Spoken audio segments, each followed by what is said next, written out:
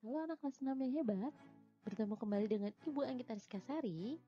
Hari ini kita akan membahas materi baru mengenai bangun ruang. Untuk yang pertama yang kita bahas yaitu mengenai kubus. Ini merupakan bentuk kubus. Kalian perhatikan ya bentuknya. Pada kehidupan sehari-hari, kita sering menemui benda berbentuk kubus. Contohnya, kardus, dadu, rubik, dan yang terakhir adalah kado. Ini merupakan contoh benda yang berbentuk kubus. Pada bangun ruang terdapat beberapa bagian. Yang pertama kita bahas yaitu sisi atau bidang. Apa ya sisi atau bidang ini? Sisi atau bidang adalah daerah yang membatasi bagian luar dengan bagian dalam dari suatu bangun ruang. Di sini terdapat gambar kubus A, B, C, D, E, F, G, H. Pada kubus tersebut, sisinya yang pertama adalah sisi alasnya atau yang berada di bagian bawah, yaitu sisi A, B, C, D. Di sini yang berwarna hijau, ini merupakan bagian sisi yang bawah atau alasnya, A, B, C, D. Kemudian ada lagi sisi yang berada di atasnya atau tutupnya, yaitu sisi E, F, G, H. Kemudian ada sisi di bagian depan, yaitu sisi A, B, F, E. Dan sebaliknya di sisi bagian belakang, yaitu D, C, G, H. Selanjutnya ada sisi di bagian kanan, yaitu B, C, G, F. Dan sisi di bagian kiri yaitu A, D, H, E.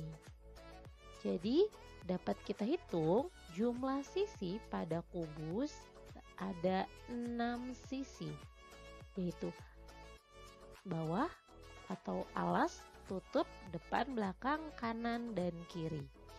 Itu untuk sisi. Bagian yang kedua yaitu rusuk.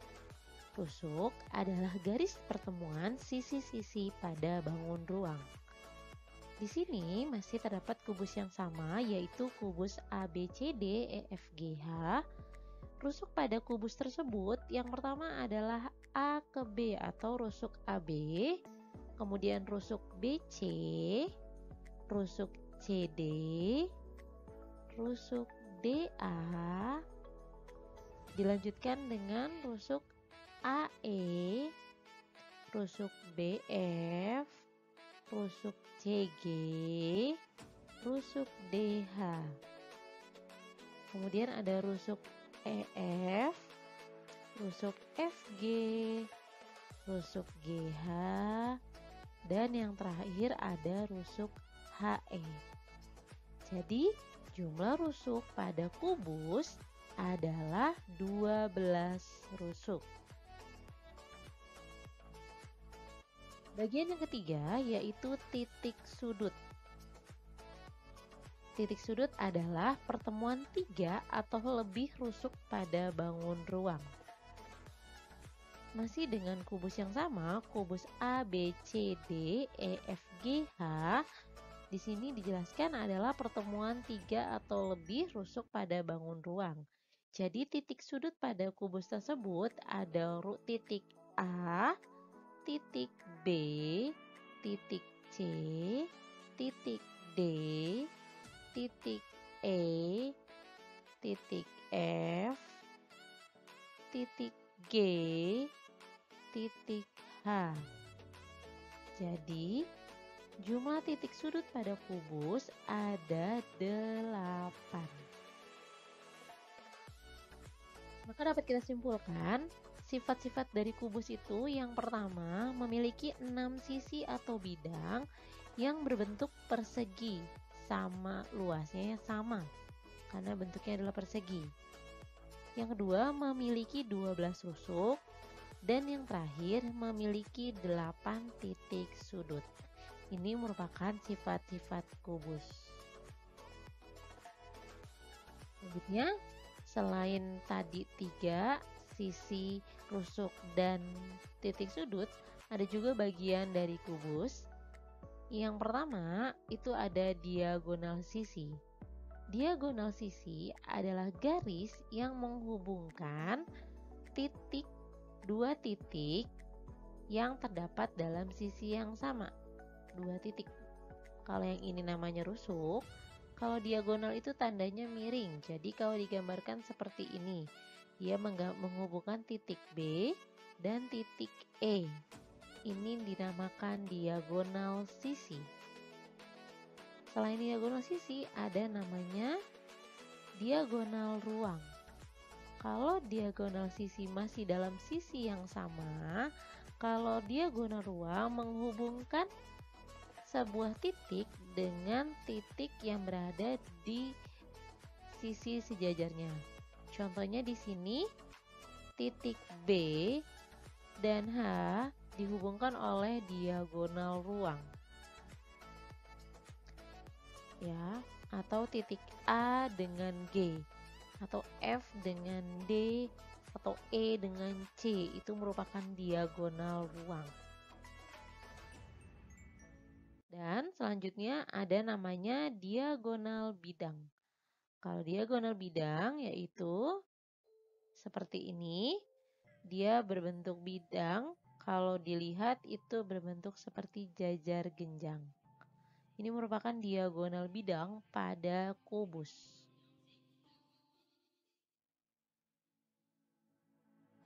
Sekarang kita akan mencari tahu cara menghitung volume kubus. Di sini ada sebuah kubus. Tadi Bu Anggit sudah menjelaskan kalau kubus sisinya berbentuk persegi. Jadi kalau persegi berarti sisinya sama semua. Kalau karena sama semua, berarti cara mencari volume kubus yaitu sisi dikali sisi dikali sisi, atau S pangkat 3 dengan S adalah sisi. Bagaimana untuk mencari sisi? Apabila diketahui volumenya, kita harus mencari sisinya. Maka untuk mencari sisi kubus, caranya adalah akar pangkat 3 dari volume kubus tersebut. Kita masuk ke contoh soal. Di sini ada sebuah kubus dengan sisi 8 cm. Kita disuruh menentukan berapa volume kubus di atas. Tadi masih ingat untuk mencari volume kubus yaitu sisi kali sisi kali sisi atau sisi pangkat 3.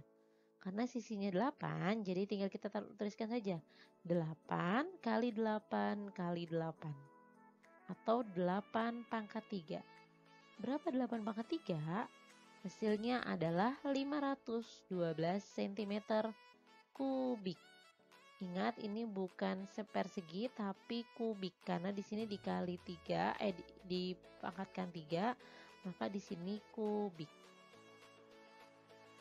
Contoh soal yang kedua, sebuah kubus memiliki volume 2744 cm kubik. Tentukan panjang sisi kubus tersebut. Tadi cara mencari sisi kubus, caranya adalah akar pangkat 3 dari volume kubus tersebut. Volumenya adalah 2744, maka akar pangkat 3 dari 2744. Cara mencari akar pangkat 3, kamu tuliskan dulu volume atau angka yang diketahui dari soal. Kemudian, kalian beri garis pada titik yang terdapat di angka tersebut. Di sini titiknya berada di 2 dan 7.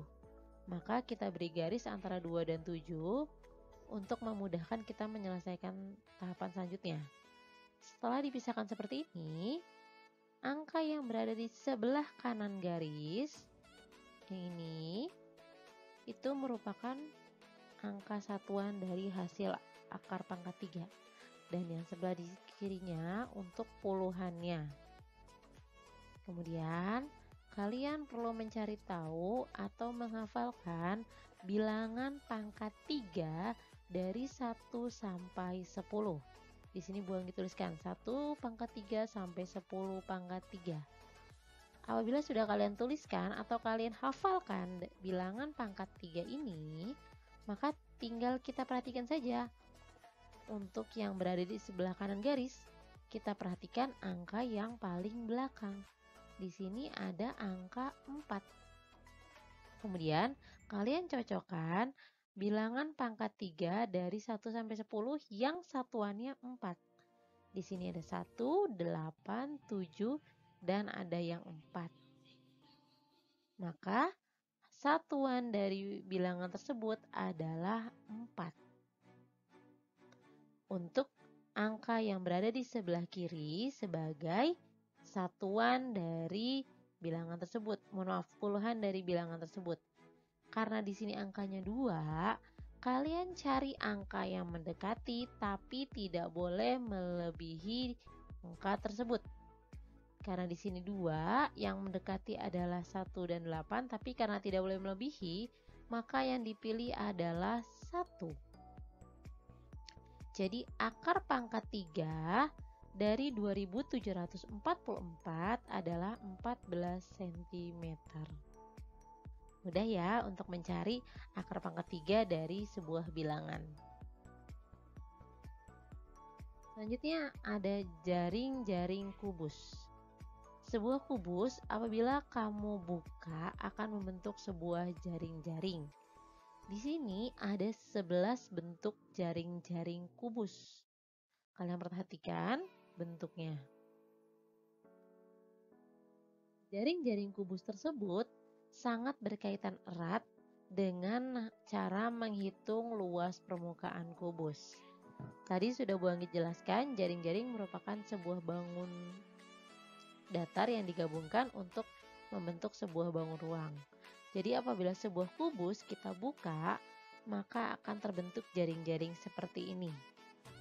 Diperhatikan, jaring-jaring ini merupakan bentuk persegi dengan ada berapa nih? 1, 2, 3, 4, 5, 6. 6 bentuk persegi untuk membentuk sebuah kubus. Jadi, untuk menghitung luas permukaan kubus, caranya yaitu 6 dikali sisi kuadrat atau sisi pangkat 2. Kenapa Bu sisi pangkat 2? Karena bentuknya persegi dan cara mencari luas persegi itu adalah sisi kali sisi atau sisi pangkat 2. Jadi cara mencari luas permukaan kubus 6, 6-nya dari mana? Karena ada 6 sisi kubus dikali 6 sisi itu dikali sisi kuadrat. Itu cara mencari luas permukaan kubus. Masuk ke contoh soal ya. Di sini ada sebuah kubus dengan panjang sisi 5 cm. Kita disuruh menentukan luas permukaan kubus di atas. Perhatikan, cara mencari luas permukaan kubus tadi adalah 6 dikali sisi pangkat 2 atau sisi kuadrat. Jadi tinggal kita masukkan sisinya diketahui 6 dikali 5 kuadrat atau 5 pangkat 2. 5 pangkat 2 adalah 25. Jadi 6 dikali 25. Hasilnya adalah 150 cm persegi karena ini adalah luas permukaan. Sekian penjelasan dari Bu Anggit mengenai kubus. Setelah ini cek Google Classroom kalian untuk mengetahui tugas apa yang telah disiapkan oleh guru kalian. Bu Anggit pamit, sayonara.